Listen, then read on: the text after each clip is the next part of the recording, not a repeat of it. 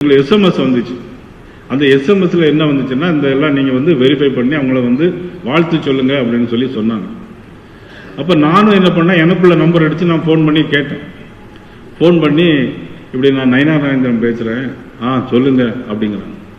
சொல்லுங்க, வணக்கம் கூட சொல்றது இல்லை யார் நம்ம கட்சியில பாதி பேர். செல்போனை பார்த்துட்டு இருக்காரு. வினோஜ் யாரும் வருத்தப்படக்கூடாது, நான் சும்மா யதார்த்தமா சொல்றேன், எப்படி இருக்குன்னு சொல்றேன். போன் எடுத்தா எல்லாரும் என்ன சொல்லணும் அப்படின்னா, வணக்கம் சார் அப்படின்னு சொல்லி சொன்னா நல்லா இருக்கும். ஆனால் பழக்கம் இல்லை, ஏன்னா வசதியான வீட்டு பிள்ளைகள் அப்படிதான் வளர்ந்துருப்பாங்க. நான் குறையா சொல்லல, யாரும் தப்பா நினைச்சிட, விஜய் தப்பா நினைச்சிட கூடாது. எல்லாரும் எப்படி இருக்கணும்னா, போன் எடுத்தா சார் வணக்கம் எப்படி இருக்கீங்க அப்படின்னு கேட்டா நல்லா இருக்கும். ஆனா இது மாதிரி நான் பேசினேன்னா, அப்ப அவங்க வடசேரில இருந்து, ஐயாவுக்கு தெரியும், வடசேரில சாலியர் தெரு. அப்போ போன் பண்ணி இப்படி நீங்க கிளைக்கழக செயலாளர் தானே அப்படின்னு கேட்டேன். கிளைக்கழக செயலாளர் நான் இல்லையே, கண்ணன் என் பேரை சொல்லியிருப்பான்னு நினைக்கிறேன், நான் போட்டோ கடையில வேலை பார்க்கிறேன் அப்படின்னா.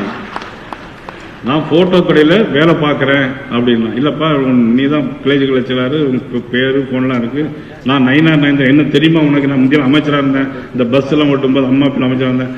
அப்படியே எனக்கு தெரியல, நீங்க யாருன்னு தெரியல, ஆனா வந்து கண்ணன்ட்ட கேட்டுட்டு நான் சொல்றேன் அப்படின்னு சொன்னான். இந்த மாதிரி எல்லா இடத்துலயும் இருக்குன்னு நான் சொல்ல மாட்டேன்.